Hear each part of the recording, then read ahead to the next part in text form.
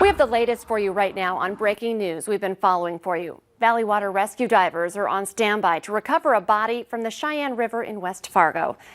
The Valley Today's Brian Sherrod joins us live this morning with what we know so far. Good morning, Brian. And good morning, Lisa. You know, yellow caution tape still surrounding this area as officials are calling this a recovery effort. And you know, this search first started around Wednesday afternoon at 4:30.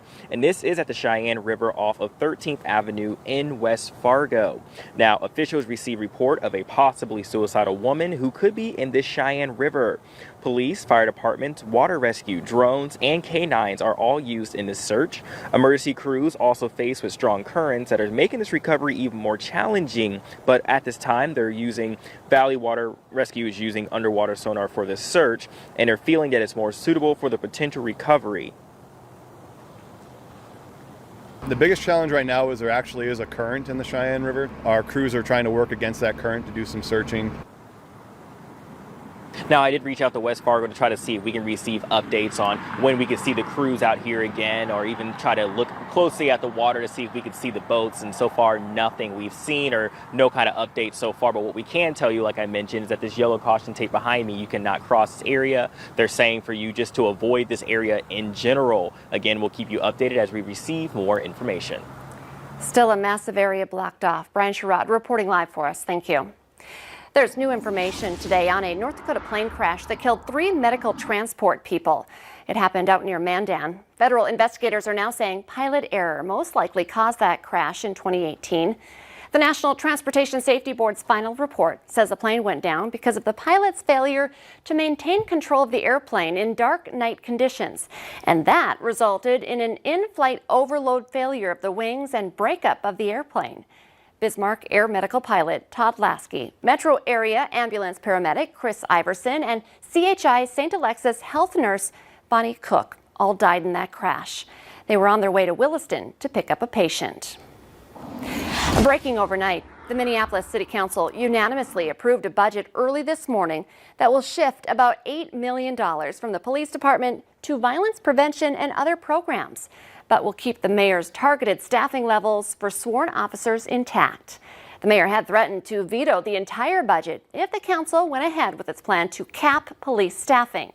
He says the vote was a defining moment for the city, which has experienced soaring crime rates amid calls to defund the police department since the May 25th death of George Floyd. Get ready for the cool down. Just as forecast, we are slowly starting to drop a little bit, and some other weather conditions to talk about this morning, Lisa.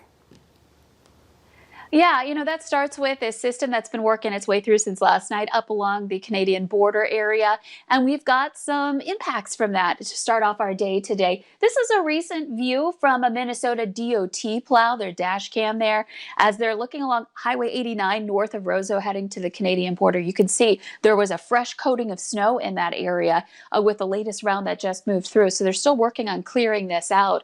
And roads are going to be slick in some of these spots. So easy does it this morning up north where we've had that precipitation. You can see most of it has moved on, but we are still dealing with the impacts of that to start off our day today. It's been very quiet in addition to being very warm. So this definitely signals a change here for us up in the north especially. Still a couple of sprinkles, a few flakes up by Baudette, but otherwise this has been quieting down. Temperatures have been mild to start the day. We're at 26 in Fargo, 10 degrees warmer in Grand Forks, and conditions that remain around the freezing mark for many places to start off here today. The other change happening is that wind is turning northerly or northwesterly, and in the wake of the system that's moving through, we've got those winds increasing in spots. We have some gusts into the 20s to near 30 in Gwinner, a gust to 28 miles per hour. So that's going to make it feel a little bit raw out there as you step outside and into that gusty weather here today. So a bit breezy out there. We'll see wind speeds into the teens for us here today, waiting out at the bus stop, maybe a gust or two into the 20s. This morning, temperatures are going to be around or below freezing, and we're looking at some partly to mostly cloudy skies here today, starting this morning and continuing into the afternoon. It's a little more gray out there. Those clouds could produce a flurry or two as well. Can't rule that out check out that temperature for your high. We're looking at about 5 to 10 degrees cooler than yesterday for your bus stop planner this afternoon. And that's the start. It's the beginning of the end of that nice mild weather we've had recently.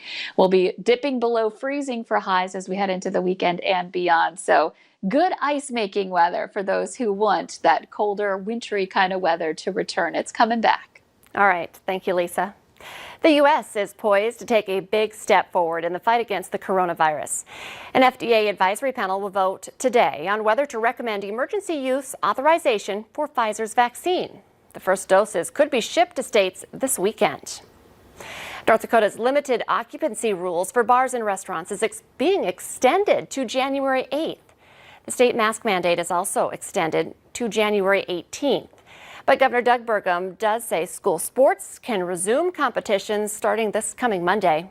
The governor says the shorter occupancy extension recognizes the economic impact that restrictions have placed on businesses. 48 state and district attorneys general have joined the federal government in an antitrust lawsuit against Facebook. They're accusing the company of being a monopoly that needs to be broken up. Facebook says it's being targeted because of its success.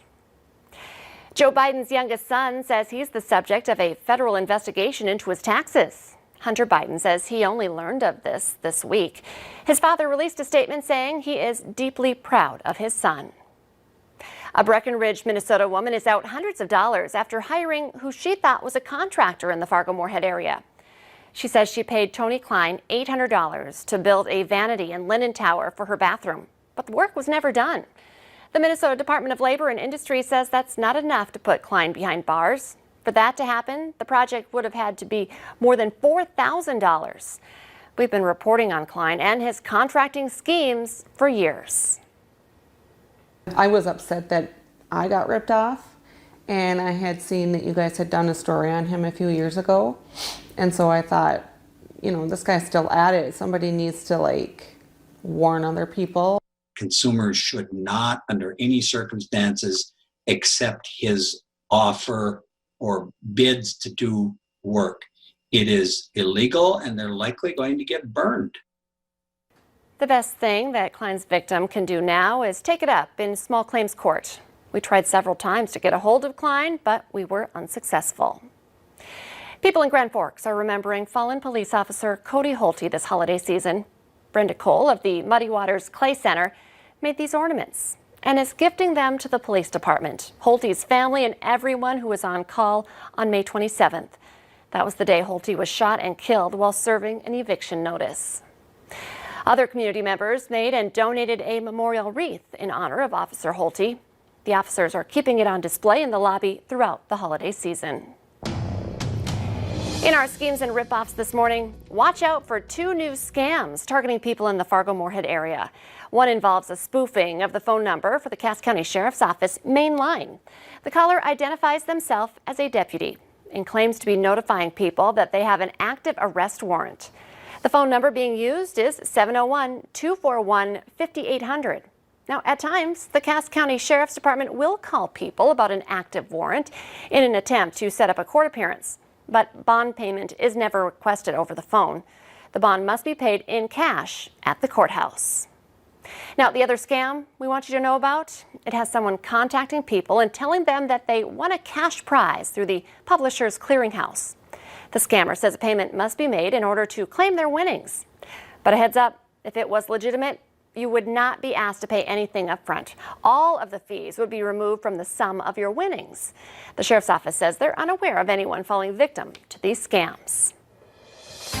And in our consumer alert this morning, the top 100 trending gifts of 2020. Google recently unveiled its list, and the musical bedtime JJ Cocomelon plush doll came in as the most Googled toy for kids this holiday season. The doll is inspired by JJ, a popular character from the educational Cocomelon YouTube series. The JJ doll is a bedtime friend that comes with 7 sounds and phrases, including the Yes, Yes bedtime song when squeezed. The annual lighting ceremony of the National Hanukkah menorah takes place today, just across from the White House, in the same park as the White House Christmas tree. The National Menorah website says the lighting of the menorah is attended by thousands every year and seen by millions around the world with streaming services. This year's ceremony will likely have fewer people attending in person due to the pandemic. Join Valley News Live as we team up with the Great Plains Food Bank for a virtual food drive. There are a number of items that you can buy and donate right from your phone. To find out more, just use your VNL News app, look for the virtual food drive button, and click to donate.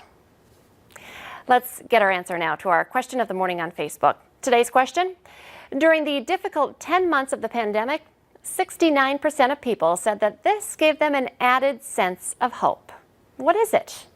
The answer: their pet. And of course, we also heard that a lot of people adopted pets during the pandemic, so it makes sense. Remember, you can play along every weekday morning by heading to our Valley News Live Facebook page. The Today Show and CBS This Morning are just about to start, but the Valley Today rolls on. Join us right now for more live up-to-the-minute news and weather on the Fargo CW.